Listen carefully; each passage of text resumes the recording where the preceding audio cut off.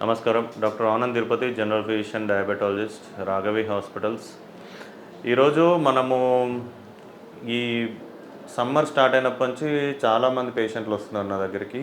Kidney stones, renal stones వచ్చినాయని చెప్పి, kidney stones వచ్చిందని చెప్పేసి చాలామంది పేషెంట్లు వస్తున్నారు.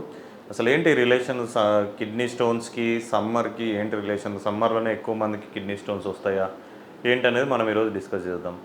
సో కామన్గా సమ్మర్ అయినప్పుడు ఏమైందంటే చాలామంది ఎండలో తిరిగే వాళ్ళకి స్వెట్ ఎక్కువ లాస్ అవుతూ ఉంటుంది, వాటర్ ఎక్కువ తాగకుండా ఉంటారు అనమాట, తిరుగుతూ ఉంటారు.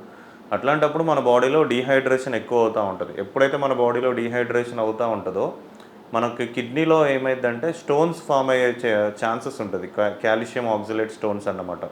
సో ఎప్పుడైతే మన బాడీలోంచి వాటర్ లాస్ అవుతున్న కొద్దీ మన కాల్షియం అనేది ఏంటంటే మన కిడ్నీ లోపల వెళ్ళి అక్యుములేట్ అయిపోతూ ఉంటుంది. అక్యుములేట్ అయిపోయి ఒక చిన్న స్టోన్ లాగా ఫామ్ అవుతూ ఉంటుంది.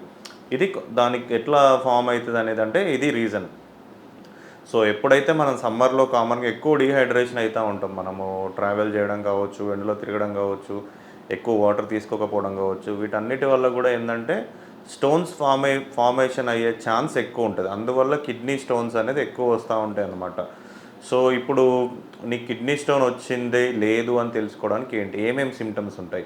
కామన్గా కిడ్నీ స్టోన్స్ వచ్చిన వాళ్ళకి సిమ్టమ్స్ ఏంటంటే ఎప్పుడైతే మనకు 3 పార్ట్స్ ఉంటుందన్నమాట. కిడ్నీలో అప్పర్ యూరెటర్, లోవర్ యూరెటర్ అని ఉంటుందన్నమాట. సో ఫస్ట్ కిడ్నీలోనే మీకు స్టోన్ ఉన్నప్పుడు సిమ్టమ్స్ ఎలా ఉంటాయి? యూరినరీ బ్లాడర్ కింద నుంచి మనకు బ్లాడర్ అంటే మనకు ఫస్ట్ యూరెటర్ ఉంటుంది. యూరిన్ అక్కడ నుంచి కలెక్ట్ అయిపోయి యూరిన్ బ్లాడర్లోకి వెళ్ళిపోతూ ఉంటారు.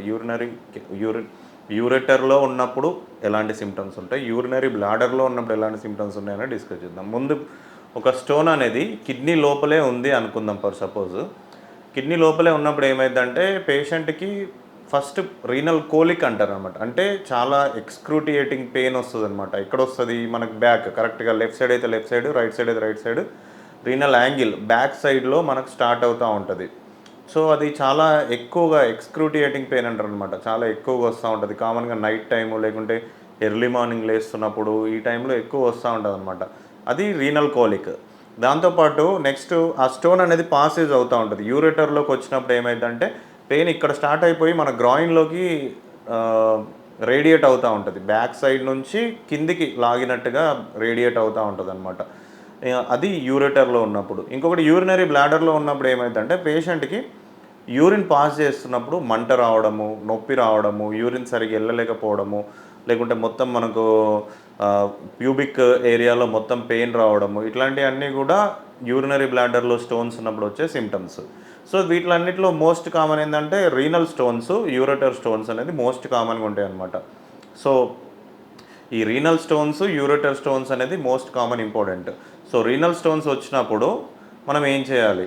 ఒకసారి కనుక మీకు పెయిన్ చాలా ఎక్కువగా ఉందంటే వెంటనే ఒక డాక్టర్ని కన్సల్ట్ అవ్వాల్సి ఉంటుంది. డాక్టర్ని కన్సల్ట్ అయినప్పుడు అవసరమైన టెస్ట్ చేసేసుకొని అదేంటో కన్ఫర్మేషన్ చేస్తారు. సో ఈ స్టోన్ అనేది దీంట్లో మళ్ళీ సైజెస్ని బట్టి కూడా మనకు వేరియేషన్ ఉంటుంది అనమాట. ఈ స్టోన్ అనేది సైజ్ డిఫరెన్సెస్ ఉంటాయి అనమాట. ఈ స్టోన్స్లో కూడా మళ్ళీ చాలా టైప్స్ ఉంటుంది. కాల్షియం ఆక్సలేట్ స్టోన్స్, స్టాగ్హాన్ క్యాలిక్యులస్, ఇలా చాలా టైప్స్ ఆఫ్ స్టోన్స్ కూడా ఉంటాయి అన్నమాట.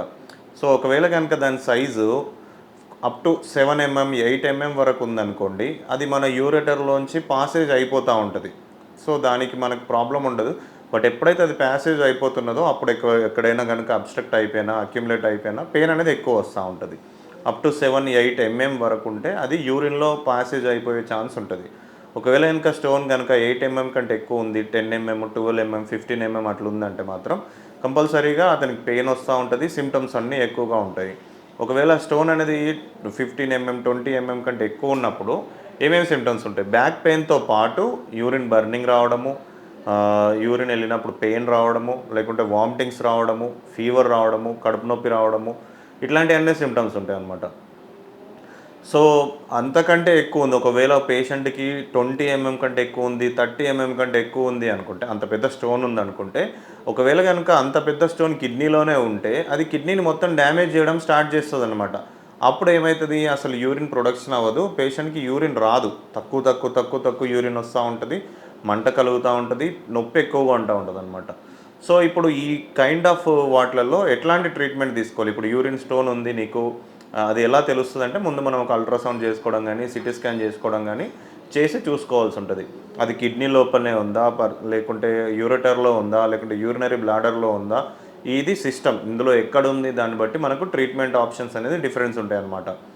సో ఇప్పుడు మనకు ఒక పేషెంట్ వచ్చాడు, అతని కిడ్నీలోనే స్టోన్ ఉంది అంటే మనం ఏం చేయాలి? ఫస్ట్ అనుకున్నట్టుగా 7 mm 8 mm కంటే తక్కువ ఉన్నప్పుడు మెడికల్ మేనేజ్మెంటే ఉంటుందన్నమాట. కొన్ని మెడిసిన్స్, కొన్ని సిరప్స్ ఇవి ఇచ్చేసి వాటర్ ఎక్కువ తీసుకున్నప్పుడు అది న్యాచురల్గా పడిపోయే ఛాన్స్ ఉంటుంది. ఒకవేళ కనుక 8 mm 10 mm 20 mm వరకు వెళ్తున్నప్పుడు ఏంటంటే మనము కొన్ని సర్జికల్ ప్రొసీజర్స్ చేయాల్సి ఉంటుంది. స్టెంట్ వేయడము, లేకుంటే లేజర్ చేయడము, లేకుంటే చిన్న ఆపరేషన్ చేసి స్టోన్ తీసేయడము, ఇట్లాంటివన్నీ చేయాల్సి అనమాట.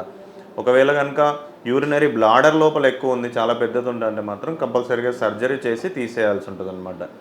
సో ఇవన్నీ కూడా స్టోన్స్ వచ్చిన తర్వాత చేసేది. స్టోన్ రాకుండా ఉండాలంటే ఏం చేయాలి మనం?